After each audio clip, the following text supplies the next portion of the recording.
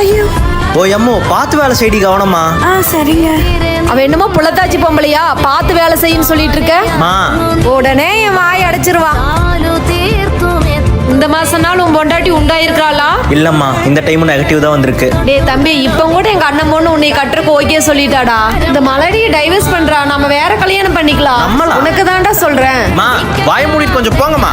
Love பண்ணும் போதே ஒரு புள்ளைய கொடுக்க முடியாதவள லவ் பண்ண வேண்டியது, அப்புறம் இப்படிதான் போகணும்.